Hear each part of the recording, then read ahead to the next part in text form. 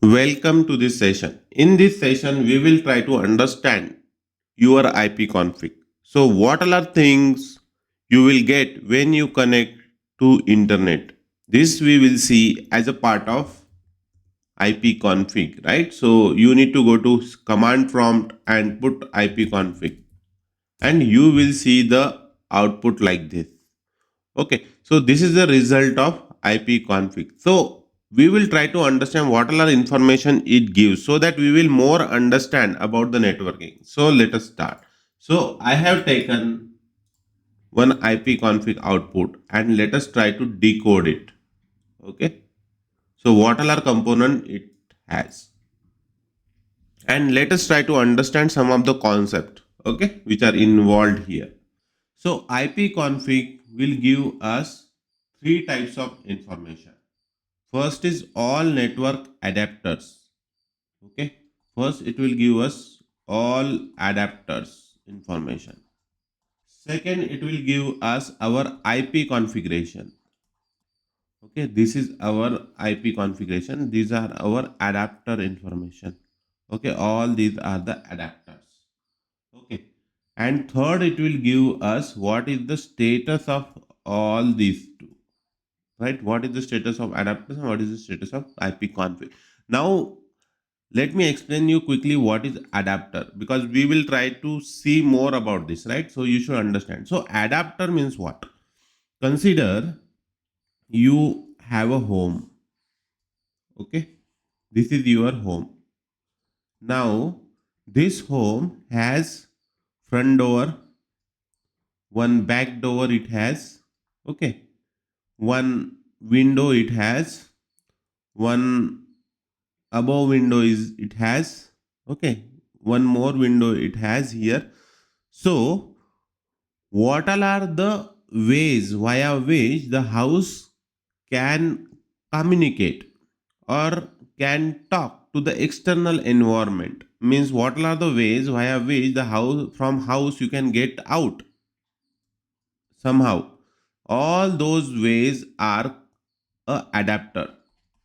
Okay, in technical world it is like, for your device, what are way via which your device can talk to the external entities are called as adapters. So your device can talk to local network, right? If there is a local network here, it can talk to the other network. If there is a Wi-Fi, it can talk to the Wi-Fi.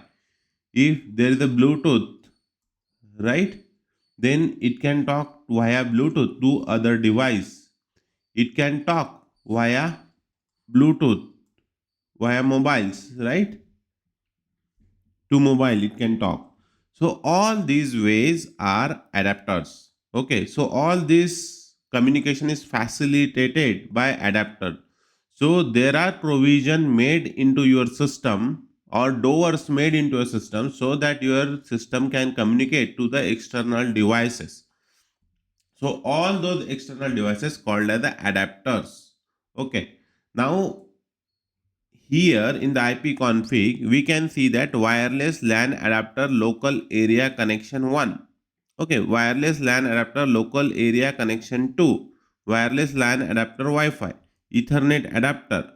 Bluetooth network connection. Ethernet adapter internet. Okay. So what all are ways we can communicate? Via LAN cables, right? Via LAN cables we can communicate. Via Bluetooth we can communicate, via Wi-Fi we can communicate, right? All these ways we can communicate. Now all these ways comes with a adapter. So there are two types of adapter now. One is a real hardware and one is a virtual. Okay. So real hardware means, for example, you want to connect to Ethernet. Ethernet means local LAN via cable. So you should have a provision for cable, right? So there should be some hardware present into your system so that you can communicate. So this is a real hardware based adapter. Virtual adapters are something like, those are created by your OS. Okay. So your OS has a capability to create an adapter which can facilitate the external communication via Wi-Fi or something. So that is about virtual adapters. Okay, so all these wireless LAN adapter, local area connection 1, connection 2, all these are virtual, because this is the one which is physical Wi-Fi. Because for connecting Wi-Fi, you should have a network interface card in your system, network interface via which you can connect to the Wi-Fi. So it is utilized here, and all these are which are not in connected state, all are virtual, which can make use of this to connect. Now one surprising thing here is every adapter will have its own configuration. So if you ask me how many IPs a system can have, then people usually say that only single IP a system can have. But if you are connected to multiple networks, right? If you are connected to multiple devices via LAN, via Bluetooth, via local area network, then every adapter will have its own configuration. Means own way of identifying device over the network. Okay. So just think of if you connected this system to multiple Bluetooth devices, right? Now that Bluetooth device is identifying your system. How it identifies? Because there is a unique identity given by the adapter to your system. So similarly, now we are connected to Wi-Fi, means we have connected to ISP. So ISP has given us this configuration. So now I think you have understood this one. So let us come to this one. So local area connection 1, local area connection 2 are the virtual adapters which are available, but those I am not using currently. Now let's come to wireless LAN, which is a very important component in this IP config. So what all are things we are seeing here? So we are seeing connection specific DNS, right? This is currently empty for us. Why it is empty? Because when we are at home, we don't need a separate DNS, right? If you are in some organization, corporations, then you might see a value here because they can have their own DNS, right? So .corp example you can see. At home, usually this will be empty. Then next is IPv6 address. So we have seen, right? Whenever we connect to internet or ISP, you can say indirectly, the router will assign us one IPv4 address and one IPv6 address. So what is IPv6 address? IPv6 address is a stable global IPv6 address. Correct. Stable and global. Stable, why? Because it will never change. Okay. It will stay constant in the session. And global means, why global? Global because it is globally unique. Okay. It's a globally unique. That's why it's a global. And IPv6 addresses are publicly routable. So this can be used to access internet. Publicly routable. Then used for inbound, outbound for IPv6 and permanently tied to your network prefix. This represents your device in the IPv6 network. Okay. Now we have IPv6 address, we have temporary IPv6 address, we have a link local IPv6 address. So what is the difference here? Now temporary IPv6 address is for your security, privacy, to maintain the privacy. Now temporary IPv6 address, as I said, is for your privacy. Just think of if you are using internet with your real IPv6 address, then you can be trackable by the hackers over the internet, right? They can figure it out your location. They can track you, right? So that's why the system doesn't use your unique IPv6 address to access internet. Doesn't use unique IPv6 address to access your internet. It uses temporary IPv6 address. So this temporary IPv6 address changes periodically. It changes, okay, changes periodically, and it is used for outgoing connections, as I said. So when you visit google.com via IPv6 address, right? This temporary address is usually used and not the stable one. The stable one is IPv6 address. Now, what is this link local IPv6 address, right? This link local IPv6. So, this is the local IPv6 address. Local IPv6 address. Link-Local IPv6 address, this concept is also very interesting. So let us try to understand this. Okay. So as soon as you bootstrap your system, right, you should have some IP, right, so that it can communicate to the router. In IPv4, what we said, as soon as we bootstrap our system, we will have a IP of 0.0.0. Correct. So this is a bootstrap IP. So similarly in IPv6, as soon as we bootstrap the system, we will get the IP starts with FE80 something. Okay. So even if you connect to internet or not, even if you connect it to LAN or not, you will still have this IP address. That's why it's a local link IPv6 address.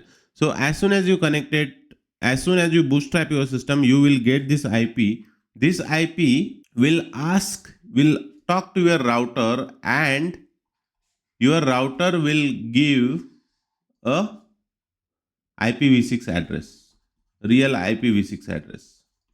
Okay, so that is the way Link-Local IPv6 address works. It is basically works inside a local network. It is not routable over the internet, and it is used to communicate with your router to get a real IPv6 address. So that is the purpose of your local IPv6 address, and it exists even if you connect it to internet or not, you connect it to any local area network or not, it stays with your system. Okay. So that is the purpose of local IPv6 address. Now let us try to understand more about IPv4. Okay. So what all are things we are seeing in IPv4 here? We have a IPv4. Correct. For IPv4, I have a IP as of now 192.168.0.203. This is my IP address. So from this IP address, what all are things we can understand? My network. What is my network? My network is 192.168.0.0/24. This is my network. Now subnet mask you see. What is the subnet mask I have? 255.255.255.0. This is my subnet mask. So how I arrived at 24? From subnet mask. So if all three digits are 255, right, means first 24 bits are constant. So that's why I put it at a /24. So if you AND your subnet with your IP address, you will get a network. So what is the purpose of subnet? To get network, right? So if you AND with your IP address, we will get this. So this is what subnet is there. Then default gateway. What is default gateway? First understand that. Now we have seen that my network is 192.168.0.0/24. And when you connect to your network, you are connected to your network. How many entities are there? There is a router. There is a your device. There is a network. Correct. And there are multiple devices also in this, for example. So, how many IPs which are famous and can be reserved, right? Can be reserved means those are reserved. So we have seen it, but let us try to understand it again. 192.168.0.1. This IP is used for what? It is our IP used for router. So what all are components you see in the network, right? Everybody holds a IP. Even the network. We might think that network is a like an invisible entity, right? But even your network has a IP address. What is that IP address for network is? This one. 192.168.0.0. This is the IP address of your network. You cannot take this IP address to your system. Router will never allocate this IP address to your system. Even this IP address belongs to router. So router cannot give his IP address to your system, right? So you will have a IP address range between 192.168.0.2 to 192.168.0.254. This is the range between which you will get the IP address. Now why 192.168.0.255? I have not told, because this is also a reserved IP address. And for what purpose it is reserved? It is reserved for broadcasting purpose. Let us say you want to broadcast some message to all the devices within the network, then you can send it to this IP address. Then your router will broadcast it to all the other devices in the network. Okay. So default gateway means, now why they have called router as a default gateway, right? Obvious question. They should have called it as a router, right? But default gateway means as soon as the request came from your device to router, right? Then router will figure it out. Is this request coming for other device in the same network? If it comes, then it knows, right, where the device located. Then it will directly send it to this address. Send it to this that device. But if you are accessing some google.com or microsoft.com, which this router doesn't understand, because those servers doesn't fall into our network. So what router has to do? Router has to send this to external hops, right? So as soon as the request comes for google.com, it will have a default gateway. It is also called as a default gateway. Gateway means it is a gate to escape, correct? So the request, whatever we send, will escape from here for external network. That is a default gateway. So it is the only default gateway for us to escape our request for the external internet, right? So that's why it is called as a default gateway. So it will always stay the same in your Wi-Fi network. You can always see is at 192.168.0.1, and this is the IP of your router also. So router itself act as a default gateway here. So this is what our IPv4 and IPv6 configuration. And similarly, we will have two default gateway, right? One is for IPv4, one is for IPv6. So same purpose they will. Now next section, if we see in IP config, right, we have a Ethernet adapter, Bluetooth device and Ethernet adapter. So this will be for Bluetooth. If we connect via Bluetooth network, then this will appear. If you have a Bluetooth driver installed, then this will come. Okay, as of now, we have not connected to any Bluetooth device, so it is showing not connected. Okay, next is your Ethernet adapter, Ethernet, right? So it is representing a wired LAN port, but currently I don't have any external wire connected to my device, so this is showing empty. So this is what all this information we will see in IP config. There is one more command called ipconfig/all that we will try to understand sometime later, but this is everything about ipconfig. I hope you like this video and you understand something which you don't know, right? So that's all in this session. If you like this video, do share, subscribe and tell your friend about my channel. That will help a lot. So thank you.